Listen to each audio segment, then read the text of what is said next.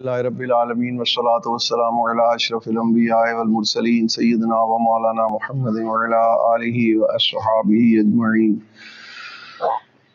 اعوذ باللہ من الشیطان الرجیم، بسم اللہ الرحمن الرحیم۔ انا عرضنا الامانۃ علی السماوات والارض والجبال فابین ان یحملنها وحملها الانسان انہ کان ظلوما جہولا۔ میرے قابل احترام علماء کرام، میرے معزز مسلمان بھائیوں اور میرے بچوں، یہ ایک اصلاحی مجلس ہے۔ علماء کے بیانات بھی آپ حضرات سنتے رہتے ہیں اور خانقاہ والے حضرات جو ہیں وہ بھی بیانات فرماتے ہیں، لیکن دونوں کے بیانات میں ایک فرق ہے۔ علماء معاشرے کے اندر ہونے والی خرابیوں کا، عقائد کے اندر کوئی خرابی ہو، اعمال میں کوئی خرابی ہو، کوئی نئی چیز دین کے اندر داخل کر دی جائے تو اس کی نشاندہی فرماتے ہیں اور اس کے متعلق لوگوں کو خبردار رکھتے ہیں اور ان کے ایمان کو بچانے کی کوشش کرتے ہیں۔ اور اہل اللہ کے بیانات بھی قریب اسی قسم کے ہوتے ہیں، لیکن اس میں ایک فرق ہے کہ وہ اس کا علاج بتاتے ہیں، صرف نشاندہی نہیں کرتے، مرض کی نشاندہی نہیں کرتے کہ مرض ہے کیا، بلکہ مرض کی نشاندہی کرنے کے بعد اس کو دور کرنے کا علاج بھی بتاتے ہیں۔ یہ فرق ہوتا ہے تھوڑا بہت، کیونکہ حضور صلی اللہ علیہ وسلم نے فرمایا کہ میں دو کاموں کے لیے بھیجا گیا ہوں۔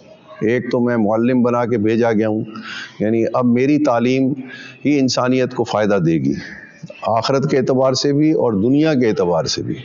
یعنی دنیا میں بھی انسان کوئی کام اگر کرے گا، کوئی پیشہ اختیار کرے گا، کوئی تجارت کرے گا، کسی شعبے کے اندر کوئی تحقیق کرے گا، ریسرچ کرے گا، تو اس کو بھی میری تعلیم سے روشنی حاصل کرنی ضروری ہوگی۔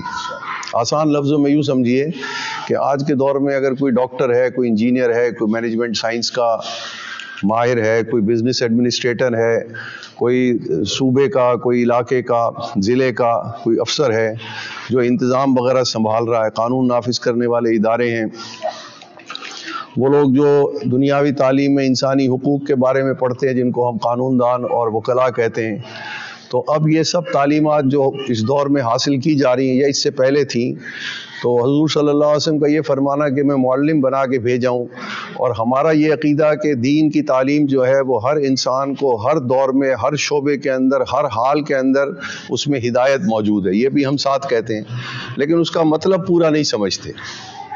اس کا پورا مطلب یہ ہے کہ مسلمان کسی بھی شعبے کے اندر کوئی کمال حاصل کر لے تو اگر وہ یہ سمجھے کہ میرے اس شعبے کے اندر فائدہ دنیا اور آخرت میں تب مجھے ہوگا جب میں اپنے اس پیشے، اپنے شعبے کے اندر حضور صلی اللہ علیہ وسلم کی تعلیم کی روشنی میں دیکھوں کہ اس علم میں، اس فن میں جو میں نے سیکھا اور پڑھا ہے، کون سی چیز فائدہ مند ہے اور کون سی چیز نقصان دہ ہے۔ اگر اس نے یہ نہ سمجھا تو یوں سمجھیے کہ اس نے حضور صلی اللہ علیہ وسلم کو معلم نہ جانا۔ یہ ہے اس کا نقصان جو اس وقت ہو رہا ہے ہمارے معاشرے کے اندر، کہ مسلمان، پڑھا لکھا مسلمان ایک ہی مجلس کے اندر، میں اس کی چھوٹی سی پہچان بتاتا ہوں آپ کو، ایک ہی مجلس کے اندر ایک پڑھا لکھا مسلمان، ڈگری ہولڈر مسلمان بھی بیٹھا ہو، اسی مجلس کے اندر ایک عالم دین بھی آ جائیں، وہ ان کی عزت بھی کرے گا، ان کو نیک بھی سمجھے گا، لیکن کیا تعلیم کے اعتبار سے ان کو ہم پلہ سمجھے گا اپنے برابر؟ کیوں بھائی؟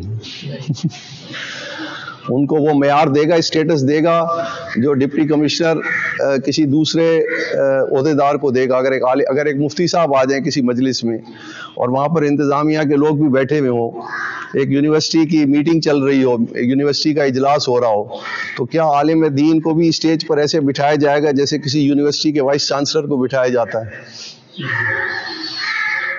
یہی بیماری اور خرابی ہے جو فقیر سمجھانا چاہتا ہے، کہ حضور صلی اللہ علیہ وسلم جب فرمایا کہ میں معلم بنا کے بھیجا گیا ہوں، تو اس کا مطلب ہم ساتھ یہ بھی کہتے ہیں کہ آپ کی تعلیمات ہر دور میں، ہر انسان کے لیے، ہر زمانے میں، ہر حال میں اس کے اندر رہنمائی اور ہدایت موجود ہے اس کا، لیکن ہم مطلب سمجھتے ہیں کہ آخرت کے اعتبار سے۔ دنیا کے اندر اگر ہم آپ کی تعلیمات سے کوئی فائدہ حاصل کریں گے تو اسے دنیا میں ہمیں کوئی فائدہ نہیں ہوگا، آخرت کے اندر فائدہ ہوگا۔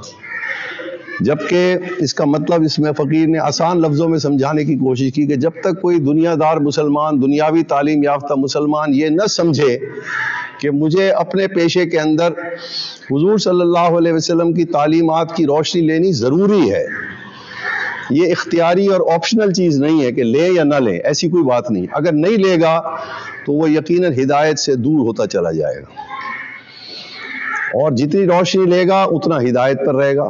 مثلا اگر صرف عبادات کے شعبے میں رہنمائی لے گا، نمازیں پڑھنا شروع کر دے گا، روزے رکھنا شروع کر دے گا، تو جتنی رہنمائی لے گا اتنا تو فائدہ پہنچے گا، لیکن مکمل ہدایت سے وہ دور محروم رہ جائے گا۔ ایک بات تو یہ سمجھانی ضروری ہے، یہ اہل اللہ۔ اور دوسرا کام حضور صلی اللہ علیہ وسلم نے فرمایا کہ میں مربی بنا کے بھیجا گیا ہوں، میں لوگوں کو ایک تربیت کرنے کے لیے بھیجا گیا ہوں تاکہ انسان حقیقی معنوں میں ایک ایسا انسان بن جائے جس کو دیکھ کر کے لوگ کہیں کہ انسان ایسا ہونا چاہیے، اس کا اٹھنا، اس کا بیٹھنا، اس کی گفتگو کرنا، اس کا لوگوں کے ساتھ لین دین کرنا، اس کی تربیت ایسی کر دی جائے کہ جس کی وجہ سے ہر آدمی کا اپنا ہو یا غیر ہو، کافر ہو یا مسلمان ہو، وہ اس کو دیکھ کر کے کہے کہ بھئی انسان تو اس کو کہتے ہیں۔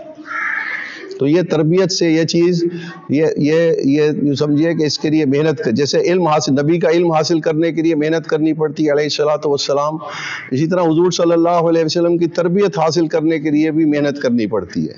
یہ علم حاصل کرنے کے لیے ہمارے دور میں علماء کی صحبت اختیار کرنی ضروری ہے اور ان سے رہنمائی لینی ضروری ہے۔ اگر آدمی عالم نہ بن سکے، دنیا کے کسی پیشے کے اندر مبتلا ہو، تو بھی اس کو چاہیے کہ وہ اپنے پیشے کے اندر کون سی چیز ہدایت ہے، کون سی چیز ہدایت کے مطابق نہیں ہے، وہ علماء سے رابطہ رکھے تو بچ جائے گا۔ اور تربیت کے اعتبار سے اس امت کے اندر جو گروہ حضور صلی اللہ علیہ وسلم کی تربیت لے کے کام کر رہا ہے، ان کو ہم اللہ والوں کا گروہ کہتے ہیں، اہل اللہ کہتے ہیں۔ اس کے پہلے کا مرکز مدارس ہیں، دوسرے کا مرکز خانقاہیں ہیں۔ اس وقت اس فقیر نے، اور یہاں بھی تربیت میں بھی یہی کوتاہی ہے اس وقت مسلمانوں کے اندر، کہ مسلمان حضور صلی اللہ علیہ وسلم کی تربیت کو آج کے دور میں سچا تو صحیح تو سمجھتے ہیں، جیسے آپ کے علم کو صحیح سمجھتے ہیں کہ آپ کا علم 100% صحیح ہے، علم پہ کوئی شک نہیں کرتا مسلمان، لیکن یہ سمجھتے ہیں کہ آپ کا علم ہر شعبے میں قابل عمل نہیں ہے۔ اور اسی طرح سے آپ کی تربیت بالکل 100% صحیح ہے، لیکن اگر میں آج آپ کی تربیت کے مطابق زندگی گزارنے کی کوشش کروں گا تو میں تو اپنے گھر میں ہی میں زندہ نہیں رہ سکتا، مجھے تو گھر والے نکال دیں گے، خاندان والے مجھے قبول نہیں کریں گے، معاشرہ مجھے قبول نہیں کرے گا۔ اگر میں نے آپ کی تربیت کے مطابق زندگی گزارنی شروع کر دی تو آپ کی تعلیم ہے تو سچی، لیکن آج کے دور میں قابل عمل نہیں ہے۔ اس فقیر نے ایک آیت پڑھی قرآن شریف کی، اللہ تعالیٰ نے فرمایا کہ ہم نے پیش کی ایک امانت آسمانوں کے اوپر، زمینوں کے اوپر اور پہاڑوں کے اوپر، سب نے اس امانت کو لینے سے انکار کر دیا۔ انسان نے کہا کہ میں یہ امانت لوں گا۔ بے شک انسان جو تھا وہ ظالم تھا اور نادان تھا۔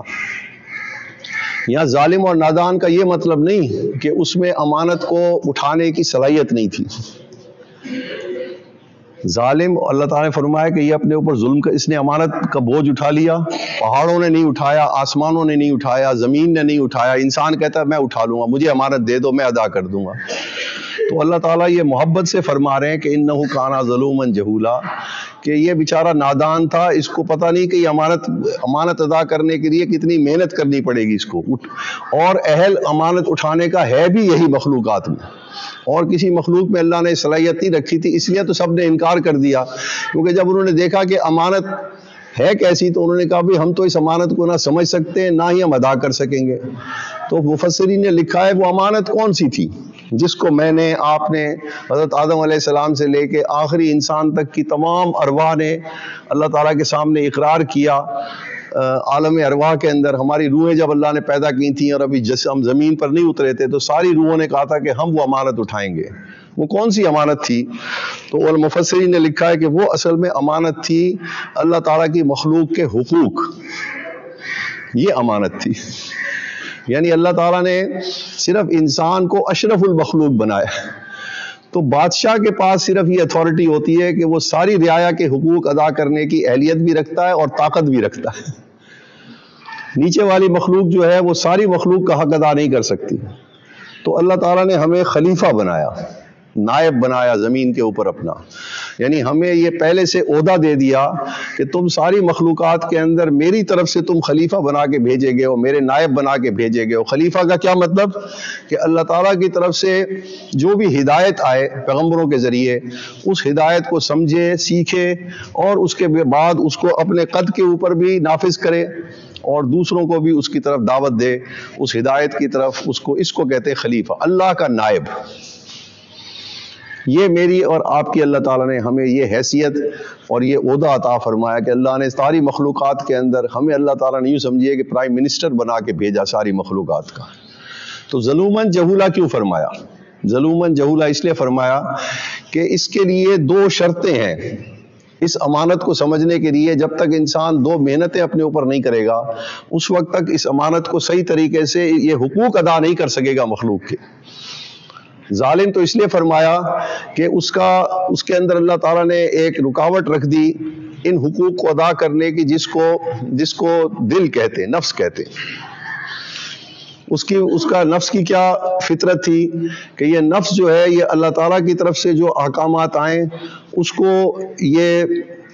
اس کی فطرت میں یہ ہے کہ یہ اللہ تعالیٰ کی طرف سے کوئی حکم آئے تو یہ اس کو قبول نہیں کرتا، اس کا جو جی چاہے یہ کر لیتا ہے، جو اس کا جی چاہے یہ کرتا ہے۔ کوئی اور اگر اس کو کوئی بات بتائے تو یہ اس کا جی چاہے تو قبول کرے، جی چاہے تو نہ کرے۔ تو رکاوٹ اللہ تعالیٰ نے یہ رکھ دی کہ اس ظالم کیوں کہا؟ ظالم اس لیے کہا کہ یہ اپنی جان پر خود ظلم کرنے والا ہے، یعنی اپنی من چاہی زندگی گزارتا ہے۔ تو اب مخلوق کے حقوق ادا کرنے کے لیے اس کو عاجزی اپنے اندر پیدا کرنی پڑے گی، تبھی تو یہ مخلوق کے حقوق ادا کرے گا۔ اور یہ تو ظالم فرمایا، جہولا کیوں فرمایا؟ جاہل ہے، نادان ہے، کیونکہ اس کے لیے اس کو حقوق کا علم جاننا پڑے گا کہ حقوق ہے کون سے میرے ذمے۔ اللہ تعالیٰ نے میرے ذمے مخلوق کے کون کون سے حقوق ادا کیے ہیں، یعنی اس کو نبوت کا علم بھی حاصل کرنا پڑے گا۔ جو انبیاء کے ذریعے لوگوں کے حقوق بیان کیے گئے ہیں، تو نبی کی تعلیم حاصل کرے گا تو اس کو پتہ لگے گا کہ حقوق ہیں کیا، اور حقوق کو دینے کے لیے اپنے نفس کے اوپر محنت کرنی پڑے گی تاکہ اس کا نفس رکاوٹ نہ بن جائے حقوق کی ادائیگی کے اندر۔ اگر یہ حقوق ادا نہیں کرے گا تو کس پر ظلم کرے گا؟ اپنے اوپر یا دوسرے پر؟ اس لیے اس کو ظالم کہا کہ در حقیقت اگر وہ کسی کا حق ادا نہیں کرے گا جو اللہ نے فرمایا حق ادا کرنے کا، تو یہ اپنی جان پر ظلم کرنے والا ہوگا۔ اس لیے فرمایا ظلوماً جہولا، یعنی یہ دو صفتیں، اس کے اندر حقوق ادا کرنے کی صلاحیت موجود ہے 100%، لیکن یہ اس کے اندر دو رکاوٹیں ہیں۔ اگر یہ رکاوٹوں کو دور کر لے گا تو یہ حقوق کو سمجھے گا، اس کا علم بھی حاصل کرنا ضروری ہے، پھر اس کو ادا کرنے کے لیے تربیت بھی اس کی ضروری ہے، اس کی نفس کو، کہ یہ جس کا حق ہو اس کو ادا کر دے۔ اب ہمارے ذمے اس وقت اگر ہم اپنا محاسبہ کریں، ہم سب مسلمان، تو اس وقت دنیاوی اور دینی تعلیم نے ہماری سوچ میں کیا دراڑ ڈال دی ہے، پہلے اس دراڑ کو سمجھیں۔ دینی تعلیم حاصل کرنے والا طالب علم جب دین کی تعلیم حاصل کر کے باہر نکلتا ہے، میدان میں آتا ہے، معاشرے کے اندر آتا ہے، تو اس کی سوچ یہ ہوتی ہے کہ میں اللہ تعالیٰ کی، اللہ کے رسول کی اور مخلوق کے حقوق کا علم پڑھ کے آیا ہوں، اور مجھے یہ حقوق ادا کرنے جب بھی زندگی میں ضرورت پڑے، یعنی میں دنیا میں حقوق دینے کے لیے آیا ہوں، لینے کے لیے نہیں آیا۔ اور دنیا دار تعلیم یافتہ مسلمان جس نے دین کی تعلیم حاصل نہ کی ہو، وہ جب فارغ ہوتا ہے یونیورسٹی سے اور کالج سے ڈگری لے کر کے، تو وہ معاشرے کے اندر کون سا نعرہ لگاتا ہے؟ میرا بھی کوئی استحقاق ہے، یعنی میں بھی کوئی رائٹ رکھتا ہوں، میں بھی کوئی حق رکھتا ہوں اپنا۔ تو وہ حق وصول کرنے کے لیے لوگوں کے اندر آتا ہے، دینے کے لیے نہیں آتا۔ اس کی مثال میرے حضرت دیا کرتے ہیں کہ ایک ٹینٹ لگاؤ، اس کے اندر کھانا لگا ہوا اور باہر ایک آدمی کھڑا کر دیا جائے، تو جو دنیا دار آدمی ہے وہ جب اس کو وہ کھڑا کر دیا جائے، وہ ہر آنے والے آدمی کو یہ کہے گا، دنیاوی تعلیم یافتہ سوچ رکھنے، بھائی اندر کھانا تھوڑا ہے، اپنی فکر کرنا۔ تو اندر کھانے کا کیا حال ہوگا؟ اگر باہر سے داخل ہونے والے آپ کو یہ کہہ دے بھائی اندر کھانا تھوڑا ہے، اپنی فکر کرنا، اپنا حق لینے کی کوشش کرنا۔ یہ ہے دنیاوی تعلیم کے مسلمان کی سوچ۔ اس لیے آپ دیکھیں کہ ہر جگہ احتجاج، ہر جگہ استحقاق کا مطالبہ ہو رہا ہے کہ میرا بھی کوئی حق ہے، معاشرہ مجھے حق نہیں دے رہا، حکومت مجھے میرا حق نہیں دے رہی، میرے والدین میرا حق نہیں دے رہے، میری بیوی میرا حق نہیں دے رہی، میرے بچے میرا حق نہیں مجھے دے رہے۔ دینی تعلیم یہی ٹینٹ لگا ہوا ہو، لیکن ایک دینی تعلیم یافتہ آدمی باہر کھڑا ہو، وہ آنے والے کو کہے بھئی کھانا تھوڑا ہے، دوسرے کی فکر کرنا، کھانا بچ جائے گا کہ نہیں۔ یہ ہے وہ بنیادی سوچ جو دنیا دار مسلمان کے ذہن میں آج کے دور میں بسی ہوئی ہے، اور دیندار مسلمان کے ذہن میں بسی ہوئی ہے کہ دیندار مسلمان یہ سمجھتا ہے کہ میں اب دنیا میں پیدا ہی لوگوں کے حقوق دینے کے لیے آیا ہوں، اگر کوئی میرا حق دے دے تو اس کی بڑی مہربانی، اور اگر نہ دے تو مجھے تو اللہ تعالیٰ اس کا بدلہ آخرت میں دے ہی دے گا۔ اس لیے آپ دیکھیں کہ علماء کا طبقہ، طالب علموں کا طبقہ معاشی لحاظ سے سب سے پسماندہ ہوتا ہے، کمزور ہوتا ہے معاشی لحاظ سے، لیکن کبھی ان کے جلوس دیکھے آپ نے؟ کبھی انہوں نے غربت کا، مہنگائی کا کبھی جلوس نکالا طالب علموں نے، دین کے طالب علموں؟ اس لیے نہیں نکالا کہ ان کو پتا ہے کہ ہمیں جو کچھ مل رہا ہے وہ اللہ تعالیٰ نے ہمارے لیے مقدر یہی کر دیا تھا، ہم اسی پر راضی ہیں۔ انہوں نے یہ تعلیم حاصل کی ہے، تربیت ان کی ذہن سازی ایسے ہوئی ہے۔ تو اس وقت یہ فقیر سمجھانا چاہ رہا ہے کہ کون کون سے حقوق ہیں جن سے ہم اس وقت کوتاہی کر رہے ہیں۔ ہم نے اللہ تعالیٰ کا حق ادا کرنا ہے۔ اللہ تعالیٰ کا حق کیا ہے؟ کہ اللہ تعالیٰ کو اکیلا جانے ذات اور صفات کے اندر، کہ اس جیسا نہ کوئی ذات ہے، اور جو صفات اللہ تعالیٰ کے اندر ہیں وہ صفات کسی اور مخلوق کے اندر نہیں ہے، اس درجے کی نہیں ہے جو اللہ تعالیٰ کی ذات کے اندر ہے۔ مثال کے طور پر اللہ تعالیٰ سنتے ہیں، ہم بھی سنتے ہیں کہ نہیں؟ اللہ تعالیٰ دیکھتے ہیں، ہم بھی دیکھتے ہیں کہ نہیں؟ اللہ تعالیٰ کلام کرتے ہیں، ہم بھی کلام کرتے ہیں کہ نہیں؟ اور مخلوق بھی کرتی ہے۔ تو صفات نام کے اعتبار سے مشترک ہیں، لیکن حقیقت کے اعتبار سے مشترک نہیں۔ اللہ تعالیٰ کی صفات ہمیشہ سے تھیں، ہمیشہ رہیں گی، اور اس کے سننے کی طاقت، اس کے دیکھنے کی طاقت، اس کے بولنے کی طاقت اتنی زیادہ ہے کہ ہم اس کو سوچ بھی نہیں سکتے۔ وہ ہمیشہ اور لازوال ہیں۔ مخلوق کی صفات جو ہے وہ فانی ہیں، اور یہ اللہ تعالیٰ نے عطا کی ہیں تو ہم دیکھ رہے ہیں، بول رہے ہیں، کلام کر رہے ہیں۔ اس کی ذات کے اندر یہ صفات خود سے تھیں۔ دوسری چیز یہ کہ اللہ تعالیٰ کا کہنا مانا جائے خوشی کے ساتھ، اطیعوا اللہ و اطیعوا الرسول۔ حضور صلی اللہ علیہ وسلم کا ہم پر کیا حق ہے؟ وہ یہ ہے کہ اللہ تعالیٰ کا کہنا ہم نے ماننا ہے۔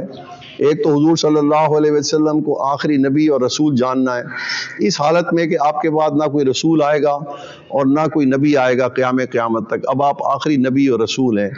اور یہ عقیدہ، اور دوسرا عقیدہ یہ ہے کہ آپ کا ہر حکم کو خوشی کے ساتھ قبول کیا جائے، یعنی اللہ کا کہنا مانا جائے لیکن طریقہ حضور صلی اللہ علیہ وسلم کا ہو۔ یہ آپ کے دو بنیادی حقوق ہیں ہر مسلمان کے اوپر۔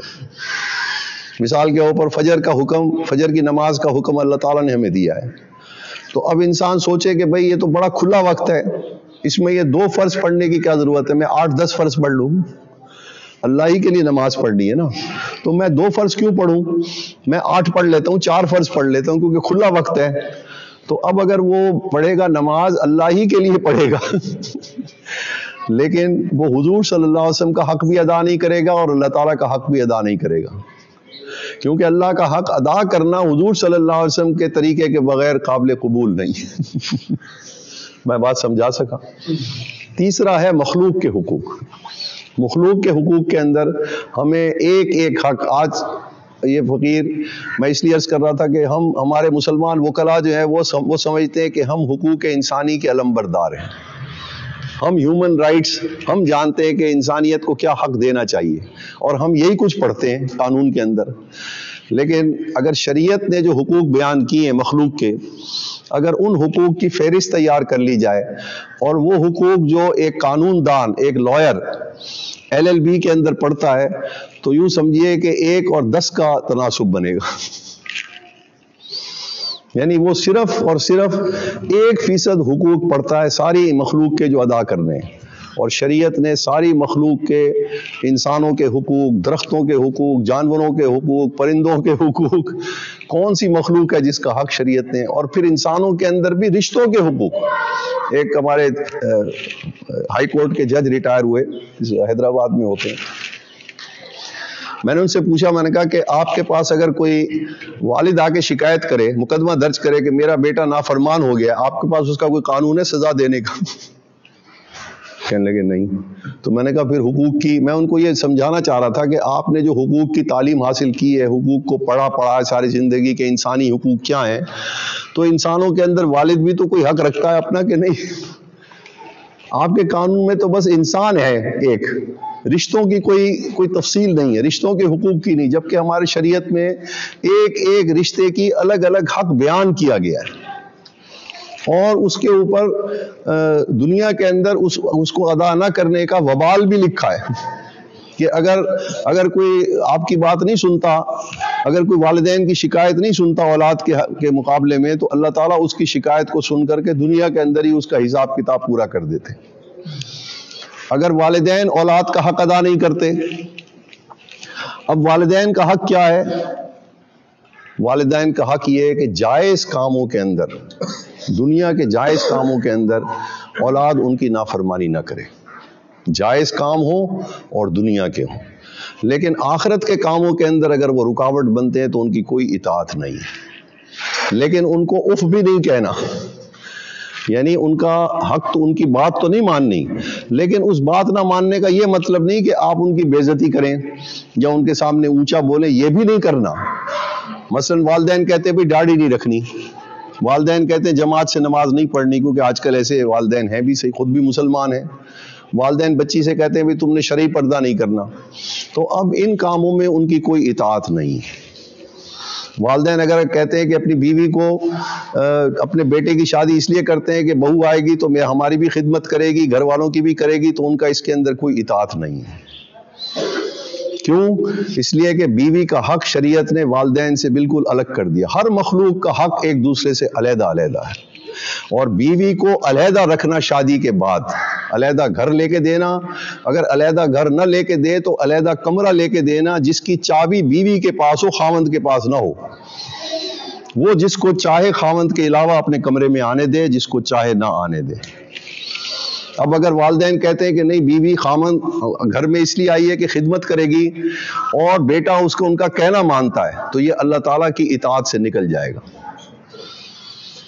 خالق کی اطاعت کے آگے مخلوق کی کوئی اطاعت نہیں ہے۔ اللہ تعالیٰ نے حقوق بیان کر دیے واضح طور پر، اور یہ واجب ہے، یاد رکھیے، یہ نماز کی طرح واجب ہے، اس میں کوئی اختیاری چیز نہیں۔ اور ہمارے گھروں کے اندر جھگڑا زیادہ تر اسی وجہ سے ہے، طلاقیں اسی وجہ سے ہو رہی ہیں کہ بیٹا جو ہے وہ کہتا ہے میں ماں کی کیسے انکار کروں، یہ تو بیوی ہے، ماں کے مقابلے وہ دونوں کا مقابلہ کرتا ہے۔ شریعت کا علم نہ ہونے کی وجہ سے وہ اس کی حقیقت کو نہیں سمجھتا کہ یہ اللہ تعالیٰ نے تو اس کو آرام اور امن اور سکون دینے کے لیے یہ حقوق بیان کیے تھے۔ تو والدین کا حق اولاد کے اوپر، اولاد کے لیے والدین کا حق یہ ہے کہ جائز کاموں میں، دنیا کے کاموں کے اندر اگر وہ کسی چیز کا حکم کرتے ہیں تو اپنی طاقت کے موافق ان کا کہنا ماننا اس کے اوپر واجب ہے، اپنی طاقت کے موافق۔ اگر نہ پورا کر سکے ان کا حکم تو معافی تلافی کر کے ان سے ان کو راضی کر لے، لیکن شریعت کے کسی حق میں ان کی کوئی اطاعت نہیں ہے۔ اگر وہ شریعت کے خلاف کوئی حکم کریں اور بے شک اپنے رشتے کا واسطہ دیں کہ میں ماں ہوں، میں باپ ہوں، میں تمہیں یہ کہہ رہا ہوں، حکم دے رہا ہوں، شریعت کے کسی معاملے میں ان کی کوئی اطاعت نہیں ہے۔ ان کا نہ کہنا مان کے ان کو بھی بلکہ بچائے گا آخرت سے اور اپنے آپ کو بھی بچا لے گا۔ دوسرا، والدین کا اولاد کے اوپر کیا حق ہے؟ والدین کا اولاد کے اوپر کیا حق ہے؟ وہ یہ ہے کہ والدین اولاد دیتے ہیں اللہ تعالیٰ والدین کو کہ ان کو مستقبل کا ایک اچھا مسلمان بنائے۔ یہ تربیت اور تعلیم، یہ دونوں در حقیقت دینی تعلیم دینا اور دینی تربیت کرنا، یہ شریعت کے اندر والدین کا حق ہے اور کسی کا حق نہیں۔ اس لیے حضور صلی اللہ علیہ وسلم فرمایا کہ بہترین تحفہ جو والد اپنی اولاد کو دے سکتا ہے اس دنیا کے اندر، بہترین تحفہ وہ یہ ہے کہ اس کو دین کے آداب سکھا دے۔ تو آداب سکھانے کے لیے تعلیم کی ضرورت پڑے گی کہ نہیں پڑے گی؟ 7 سال میں اس کو نماز کا جب حکم دیا گیا ہے تو نماز پہلے سکھائی جائے گی تو وہ نماز بھی پڑھے گا، پھر جب نماز سکھائی جائے گی تو نماز کے احکامات بھی سکھائے جائیں گے، وضو کا طریقہ، نماز کے سارے آداب احکامات اس کو سکھائے جائیں گے کہ نہیں؟ تو یہ تعلیم جو ہے، یہ تعلیم اور نماز پڑھنے کے لیے اس کو ترغیب دینا، یہ والد کے ذمے۔ 7 سال کے بعد ساری زندگی لڑکے کی تربیت والد کے ذمے، 9 سال کے بعد لڑکی کی ساری زندگی کی تربیت والد کے ذمے۔ ہاں، اگر والد یہ سمجھتا ہے کہ کوئی ادارہ، کوئی استاد ایسا ہے کہ جو اس کے حصے کی تربیت کر سکتا ہے، وہ خود مصروف ہے اور گھر میں وقت نہیں دے سکتا، تو یہ بھی اس کے ذمہ ہے کہ وہ یہ دیکھے کہ میں اپنی اولاد کو کس جگہ بھیجوں جہاں ان کی بنیادی دینی تعلیم اور تربیت ہو سکے۔ ایک حق جو ہم سے اس وقت اور کوتاہی ہو رہی ہے، یہ کوتاہی تو ہو ہی رہی ہے اس حق کی، کہ والدین اپنی اولاد کا حق ادا نہیں کر رہے تربیت کے اعتبار سے۔ ان کی نظر میں یہ ہے کہ ہم اپنے بچے کو جتنے جلدی ہو سکے دنیاوی تعلیم کے اندر ڈال دیں، اس کے لیے ان کو ساری فکر ہوتی ہے، لیکن نماز کی جو حکم دیا گیا ہے اس کو سکھانے کے لیے والد نے کبھی یہ نہیں سوچا کہ اس کو نماز کے مسائل بھی میں نے سکھانے ہیں، وضو کے مسائل بھی اس کو آنے چاہیے، اس کو استنجا اور طہارت کے مسائل بھی آنے چاہیے، کپڑے کیسے پاک رکھنے نہیں رکھنے، جسم کیسے پاک رکھنا ہے جو نماز کی شرائط میں سے ہیں، یہ ساری چیزیں والد کے ذمے ہیں۔ لڑکی کے ذمے کیا ہے؟ لڑکی کی کیا ذمہ داری ہے والد کے اوپر؟ کہ جب لڑکی بالغ ہو جائے تو سب سے پہلے والد کی ذمہ داری یہ ہے کہ اس کا پردہ کروائے، اور دوسری بڑی ذمہ داری یہ ہے کہ بالغ ہونے کے بعد فوراً اس کا رشتہ تلاش کرنا شروع کر دے۔ ہم یہ کام بھی کس کے سپرد کر دیتے ہیں؟ اپنی بیویوں کے۔ ہم سمجھتے ہیں کہ لڑکی کا رشتہ تلاش کرنا یہ بیوی کا کام ہے، ہمارا کوئی کام نہیں ہے، کیونکہ بیوی کو کیا پتا کہ لڑکا باہر کیا کام کرتا ہے، اس کا کیا اٹھنا بیٹھنا ہے، کیا کردار ہے، یہ تو والد کو پتا ہوتا ہے باہر کے ماحول کا، تو یہ اس کے ذمہ ہے۔ اب آپ سوچئے کہ اس وقت ہمارے معاشرے کے اندر جتنی بھی بے راہ روی ہے، اس کا ایک ہی سبب ہے کہ وہ لڑکیوں کی شادی جب وقت پہ نہیں کی جائے اور ان کے پردے کی حفاظت نہ کی جائے، تو یہ ساری خرابیاں جو اس وقت ہمیں معاشرے میں نظر آ رہی ہیں، نہ تو یہ انٹرنیٹ کی وجہ سے ہیں، نہ یہ موبائل کی وجہ سے ہیں، یہ والد کی اپنے حق کو ادا نہ کرنے کی وجہ سے۔ اور والد کی کیا سوچ ہے کہ پہلے میری بیٹی ڈاکٹر بن جائے، پہلے میری بیٹی انجینئر بن جائے، پہلے میری بیٹی ایم اے کر لے، اس کے بعد میں اس کی شادی کروں گا۔ حضور صلی اللہ علیہ وسلم فرمایا کہ 3 کاموں میں دیر نہ کرنا۔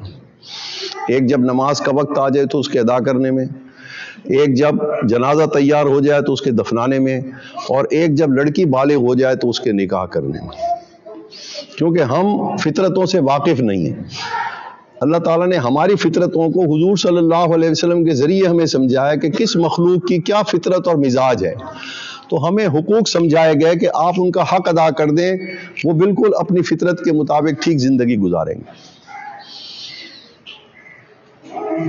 پھر پردے کا اس وجہ سے کہا گیا کہ اس وقت اقوام متحدہ کی رپورٹ ہے کہ 90% لڑکیوں کی عزت کے اوپر جو حملے ہوتے ہیں، 90% اس کے اندر گھر کے قریبی رشتہ دار اس کے اندر شامل ہوتے ہیں، صرف بے پردگی کی وجہ سے۔ کیونکہ آنا جانا جب کسی کا ہوگا اور بے پردگی ہوگی، بھائی کزن آ رہا ہے، فلاں رشتہ دار آ رہا ہے، بھائی والد کا کزن آ رہا ہے، کوئی اور اس طرح کے رشتہ دار آ رہے ہیں، جب آمد و رفت کھلی ہوگی، پھر جو ذرائع ابلاغ ہیں ان کے اندر انسان کی اس فطرت کو ابھارنے کے لیے جو ذرائع ابلاغ جو اس کی ترغیب اور تعلیم دے رہے ہیں عورت کی بے پردگی کی وجہ سے، تو اس کا اثر جو ہے وہ اسی طرح سے ظاہر ہوگا۔ تو یہ حق ہے والدین کا، خاص طور پہ والد کا، کہ وہ اپنے بچوں کی پھر شادی کے بعد، یہ حق یہ تربیت ابھی ختم نہیں ہوتی، شادی کے بعد والد کی ذمہ داری ہے کہ وہ یہ دیکھے کہ میں اپنے بیٹے کو بیاہنے کے بعد اس کو علیحدہ کر رہا ہوں، علیحدہ گھر لے کے دے رہا ہوں، علیحدہ کمرہ لے کے دے رہا ہوں کہ نہیں۔ یہ والد کی ذمہ داری ہے کہ گھر کے اندر کسی قسم کی ساس بہو کے جھگڑے کی فضا ہی نہ ہو، کیونکہ والد یہ کام کر سکتا ہے، والدہ تو نہیں کر سکتی۔ تو بچے کی شادی کے وقت، شادی کے بعد کے جو حالات ہیں، کیونکہ والد شادی شدہ زندگی گزار چکا ہے اور بیٹے نے تو ابھی یہ زندگی کا سفر شروع کیا ہے، تو والد اصل میں اپنے بیٹے کا صحیح مربی اور سب سے زیادہ شفیق ہوتا ہے۔ وہ اس کو ان آنے والے مسائل سے بچانے کے لیے زندگی میں وہ دیکھ سکتا ہے، اور اس کے پاس اتھارٹی بھی ہوتی ہے کہ میں اپنے بچے کو علیحدہ کر دوں تاکہ یہ بھی خوش رہے اور ہمارا گھر بھی ٹھیک چلتا رہے۔ لڑکی کی شادی کرنے کے بعد والد کی ذمہ داری ہے کہ اپنی بیٹی کے اوپر نگاہ رکھے کہ وہ اپنے خاوند کے ساتھ صحیح سلوک کر رہی ہے جو شریعت کہتی ہے کہ نہیں کہتی۔ اس کو سمجھائے کہ خاوند کا کیا حق ہے تمہارے اوپر. خاوند حق ادا کرے یا نہ کرے، اس کو تو کم از کم سمجھائے کہ وہ اگر اپنا حق ادا کر رہی ہے تو اس کی برکت سے ہو سکتا ہے کہ خاوند کو دل میں بھی اللہ تعالیٰ کوئی نرمی ڈال دے، وہ بھی اس کا حق ادا کرنے لگ جائے. یہ وہ بنیادی خرابیاں ہیں جو اس وقت ہمارے اندر صرف اور صرف حضور صلی اللہ علیہ وسلم کی تعلیمات اور آپ کی تربیت کو ناقابل عمل سمجھنے کی وجہ سے. ہم آپ کو سچا تو سمجھتے ہیں، لیکن آپ کی تعلیم اور تربیت کو آج کے دور میں آپ کے معاملات کو ہم قابل عمل نہیں سمجھتے. یعنی اگر ہم اس پر چلیں گے تو ہمارے لیے زندگی مشکل ہو جائے گی. اب ہمارے خاندانی رسم و رواج چلیں گے تو کام ٹھیک چلے گا. اس لیے یاد رکھیے کہ حقوق کو امانت کہا گیا ہے. اللہ تعالیٰ نے فرمایا کہ میں نے امانت پیش کی تھی. اب اس کو سمجھیے کہ ہم نے حقوق ادا کرنے، اور یہ لوگوں کے حقوق ہمارے ذمے امانت ہے. میں اگر والد ہوں تو میرے ذمے اولاد کے حقوق میں نے امانت ہے، میں نے ادا کرنی ہے. اگر میں بیٹا ہوں تو والدین کے حقوق میرے پاس اللہ نے امانت رکھوائے. اگر میں شوہر ہوں تو بیوی کے حقوق اللہ نے مجھے امانت دی ہے. اگر میں بھائی ہوں تو بہنوں کے اور بھائیوں کے حقوق جو ہیں شریعت نے بیان کیے وہ میرے پاس اللہ نے امانت رکھوائی ہے. تو اگر آپ کے پاس کوئی آدمی امانت رکھوائے، آپ کو امین سمجھتے ہوئے کہ آپ امانت دار ہیں، 1 لاکھ روپے آپ کے پاس رکھوائے اور پھر آپ کے ساتھ سلوک بھی ایسا رکھے جو آپ کو ایک لمحے کے لیے پسند نہ ہو، ساری جگہ آپ کو بدنام کرتا پھرے. امانت آپ کے پاس اس نے رکھوائی ہے کہ آپ امین ہیں، لیکن آپ کی شخصیت اس کو پسند نہیں ہے. آپ کے بارے میں باہر غلط باتیں بھی کر رہا ہے، کبھی کبھار بیل بجا کے آپ کو 2-4 سنا کے بھی چلا جاتا ہے، لیکن 1 سال کے بعد واپس آئے اور کہ بھائی صاحب وہ میرے 1 لاکھ روپے میں نے آپ کے پاس رکھوائے تھے، وہ تو دے دیں. تو اب اس کے رویے کی وجہ سے ہم وہ 1 لاکھ روپے روک سکتے ہیں؟ بس یہی فرق سمجھیے. حقوق ہمارے پاس امانت ہے. اگر میرا باپ مار رہا ہے مجھے ہر وقت، میری نہیں سنتا، تو میں اس کے بدلے اس کا ادب کرنا نہیں چھوڑ سکتا. وہ اس کا حق ہے، وہ امانت ہے میرے پاس. اگر میں والد ہوں، میرا بیٹا میرا نافرمان ہو گیا ہے تو نافرمانی وہ الگ کر رہا ہے، لیکن جو مجھے اس کی تربیت کا حق میرے ذمہ تھا وہ میں نہیں اس کو چھوڑ سکتا، کیونکہ وہ تو امانت ہے اللہ تعالیٰ کی. میں شوہر ہوں، میری بیوی مجھ سے بدزبانی کرے، میرا کہنا نہ مانے، تو جب تک وہ میرے نکاح میں اس کا خرچہ، اس کی رہائش، اس کے ساتھ اچھا گزارا کرنا، یہ اس کی امانت ہے جو اللہ نے میرے پاس رکھوائی ہوئی. وہ تو مجھے ہر حال میں دینی، یا میں اس کو چھوڑ دوں. جب تک میں نکاح میں رکھوں تو پھر میں اس کی امانت نہیں روک سکتا، کیونکہ وہ اللہ تعالیٰ نے میرے پاس رکھوائی ہے. اور اللہ تعالیٰ جب امانت لینا چاہتے ہیں تو اس کو ایسی سمجھیں کہ جب آپ کسی بڑے کے پیسے دبا لیں، کسی بڑے آدمی کے پیسے امانت دبا لیں، تو اس کے لینے کے دنیا میں کیا طریقے ہوتے ہیں. ایک ڈالا آ جائے گا، 2-4 آدمی اس میں سے اتریں گے، آپ کو سمیت اٹھا کے لے جائیں گے. امانت تو بعد کی بات. تو اللہ تعالیٰ کے بھی امانت لینے کے 100 لشکر ہیں. جب ہم امانت نہیں ادا کریں گے اللہ تعالیٰ کی جو اس کی مخلوق کی رکھی ہے، تو اس کے بھی بڑے لشکر ہیں جو ہمیں چاروں طرف سے گھیر لیں گے. اور امانت بے شک ہم ادا نہ کریں، لیکن وہ نکلوا لیں گے امانت ہم سے. وہ اس کا ایک نظام ہے اللہ تعالیٰ کا. یہ وہ ذمہ داری ہے جو تربیت سے سمجھ میں آتی ہے. حضور صلی اللہ علیہ وسلم کی جب انسان تربیت حاصل کرتا ہے، اس کو یہ سمجھ میں آتی ہے کہ یہ کتنی خوبصورت زندگی اللہ تعالیٰ نے ہمیں عطا کی. جب انسان دوسروں کے حقوق ادا کرنے لگ جاتا ہے تو حقیقت میں اس کو اطمینان اس وقت نصیب ہوتا ہے. حقیقت میں اطمینان اس وقت نصیب ہوتا ہے، بھئی جو کچھ میرے ذمہ تھا میں نے سب کے حقوق ادا کر دیے، سب کی امانتیں میں نے دے دی ہیں، اب میں آرام سے مروں گا، اب مجھے کوئی ڈر نہیں مرنے کا. تو یہ نبی کی تعلیم اور نبی کی تربیت. تعلیم سے مراد ہر مسلمان کو عالم دین بننا ضروری نہیں، فرض علم پڑھنا اس کے لیے ضروری ہے، تاکہ اس کو یہ پتہ لگے کہ میں دنیا میں بھیجا گیا ہوں تو عبادات کا بھی اللہ کا حق میرے اوپر ہے عبادات کے ذریعے سے، حضور صلی اللہ علیہ وسلم کا حق میرے اوپر ہے اتباع کی نیت سے، اور مخلوق کا حقوق اللہ نے بیان کر دیے وہ میں نے ادا کرنے. تو یہ 3 مہینے کے اندر ہر مسلمان وہ فرض علم پڑھ سکتا ہے جو ساری زندگی کے اس کے حقوق ادا کرنے کے لیے اس کو کافی ہے. دوسرا، ان حقوق کو ادا کرنے کے لیے رکاوٹ کیا ہے؟ وہ انسان کا نفس ہے. اگر وہ علم پڑھ بھی لے تب بھی اس کا جی نہیں چاہتا کہ ادا کرے. اس کے لیے پھر اللہ والوں کی تربیت ضروری ہے، جو حضور صلی اللہ علیہ وسلم کی تربیت ہے. جیسے آپ نے صحابہ کی تربیت کی، صحابہ نے تابعین کی تربیت کی، تو حضور صلی اللہ علیہ وسلم کی تعلیم اور تربیت امت کے اندر قیامت تک جاری رہنی ہے، کیونکہ دین کو اللہ نے باقی رکھنا. تو الفاظ بھی باقی ہیں، تربیت بھی باقی ہے، معنی بھی باقی ہیں، کیفیات بھی باقی ہیں، ہر چیز اللہ نے باقی رکھنی ہے. اور اس کے لیے افراد بھی باقی رہیں گے، تاکہ کوئی آدمی یہ گلہ نہ کر سکے قیامت کے دن کہ یا اللہ میں آپ کے دین پر چلنا چاہتا تھا لیکن ہدایت موجود نہیں تھی، لوگ ہی موجود نہیں تھے. اس لیے فقیر نے آپ کو متوجہ کیا کہ اگر اس میں کوئی کمی ہو گئی ہے، آخری بات، اگر اس میں کوئی کمی ہو گئی ہے تو سب سے پہلا کام یہ ہے کہ آدمی 2 رکعت توبہ کے پڑھے. اور دوسرے نمبر پہ یہ ہے کہ جس کا حق ادا نہیں کر سکا کسی بھی وجہ سے، تو اس سے اسی زندگی کے اندر معافی مانگ کے اپنے آپ کو بری کر لے. جو کوتاہی اس سے ہوئی ہے وہ اسی دنیا کے اندر اس سے معافی مانگ لے، تو انشاءاللہ آخرت کے اندر حقوق کی گرفت سے بچ جائے گا. یہ ہے اس کا دوسرا علاج. اور پھر آئندہ کوشش کرے کہ جو حقوق اب باقی اس کے ذمہ رہ گئے ہیں، ان حقوق کو اپنی طاقت کے موافق چاہتے نہ چاہتے ہوئے ان کو ادا کرنے کی کوشش کرتا رہے. وآخر دعوانا ان الحمدللہ رب العالمین. تھوڑی دیر کے لیے مراقب ہو جائیے.